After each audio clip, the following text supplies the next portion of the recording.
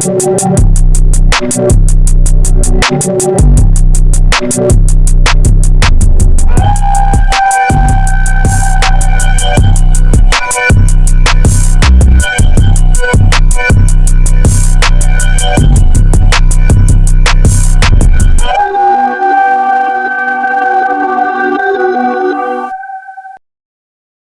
it easy. Yeah, well, not even taking it easy, just having a real conversation in her language, right? I don't want to push people's boundaries. So did she tell you what Dr. asked her?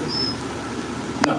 Oh, okay. Honestly, we were doing an interview with Rolly Romero, and we got a message, yo, she's around if you want to do the interview. So we were doing the interview and she came through. And that's the first time that she did. Well, this one thing I appreciate y'all for. Between you and Ross, y'all been the two main platforms. Who anybody y'all think I've had opposition with, y'all tried to get us to come together and sit down and see if we can hash it out. Yeah. So yeah, I appreciate y'all for trying to do that. Yeah. And that's what I was gonna ask. I started with you, Wack. You know, obviously there was a lot of differences on social media, on basically over the internet airwaves. But now that you met Charleston, Wack, do you have a different? No, you gotta understand, like Charleston, just like when he came to Clubhouse in my neck of the woods, how I wouldn't mute on him. If I didn't fuck with him in no way, I would never say. I know when I say something back, he does this. Oh yeah, nigga, I got this another 3 days. Yeah. So we know what we do. You get what I'm saying? He ain't never looked up and some niggas that tapped him on his shoulder talking about Wack said keep his name out his mouth. Right? So at the end of the day, I respect his craft because what he does is a factor in his lane. You like it or love it. You know what I'm saying? You ain't got to like the nigga, but at the end of the day, you got to respect what he does. Now he been flipped it and the nigga run around doing stand-up comedy. You know growth and development, evolving. I didn't want to stay stagnant, just still arguing, going back and forth. The internet showed me that there's a comedy side to what I'm doing. I didn't know that, so had I not came to the internet, I wouldn't know I could make people laugh. So the internet was saying, no, nigga, you need to do stand-up comedy. And nigga, I found my lane. Killing it too. By the way, happy birthday. I really appreciate it. Why'd you let Jay Prince stop you from doing that show? No. Did he stop it? He stopped it. So this is what happened. Miss Pap, Parents Against Predators. So she had this organization. Jay Prince has a halfway house that has predators in it. So, but they serve their time, but they're registered, but they're just halfway house. So Miss Pap does a lot of work. So she invited me. The chief of police of Houston Police Department was going to be speaking there. Jay Prince made some calls and they saw something, so the chief of police didn't want that because they perceived him to be what he is to the culture. So so they didn't want it. Miss Pap was mad, she was upset, she really wanted me to be in that organization because it wasn't about what me and him had, because he had nothing to do with it. It was about me to be able to come present. So now the Houston Police Department shut it down. You think he played a part of that? Yeah. No, this was crazy. Yeah, because if you really playing gangster games, you let nigga show up. Well, he know he can't hurt me. He know he cannot, but he cannot let me come to his city after the things I have already said online, and then come to his city and let me be in his city. And he can't let me have that good.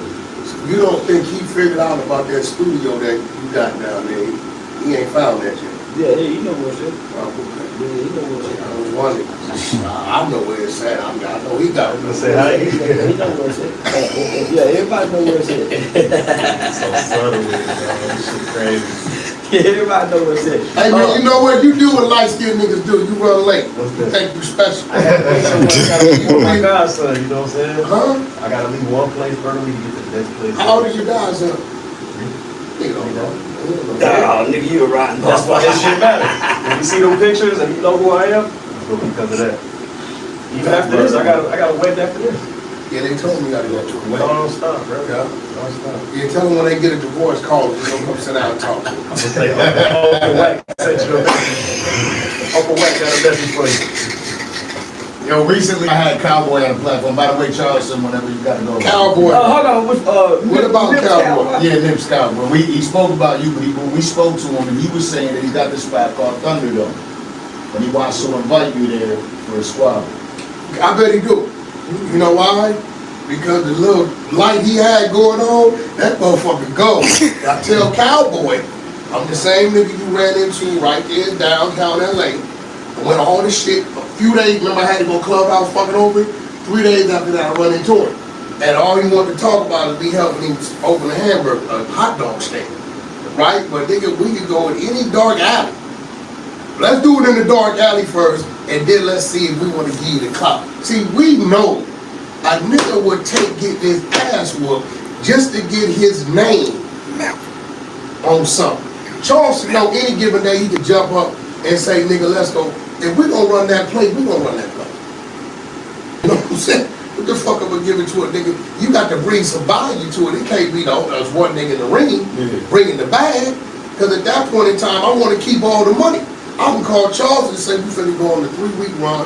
Fuck you, you bitch ass nigga is home. And then we gonna fight, run the bag up, get in there, squabble, and go home. So, you know, at the end of the day, you got to position yourself right. We ain't gonna just keep you what we didn't earn. Goddamn right, and I'm gone. Can we see more from y'all in the future? Yeah, man. Matter of fact, put us on the blast so we get that going. Yeah, we've been, it's been a few years we've been building, and we getting up. Yeah, we getting up.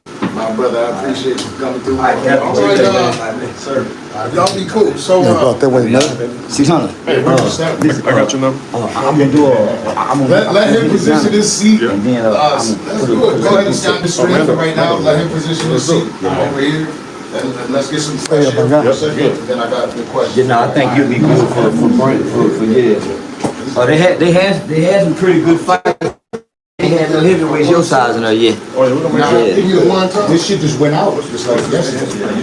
Nigga normally be freezing cold. It'll go last for a good time. Just keep it on. Just keep it on. So you ain't gotta get off. When Blueface coming home? This summer? Well, he's supposed to be home September, but nigga, you know how that shit is in the penitentiary.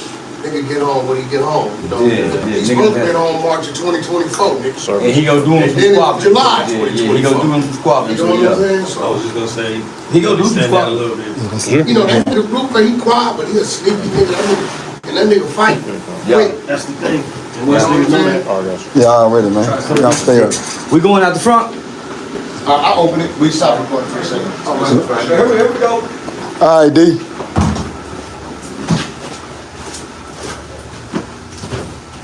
Ooh, hot mother. Shit feels a lot better. What? Yeah, it's like the winter time. Yeah, I ain't say. Get y'all later.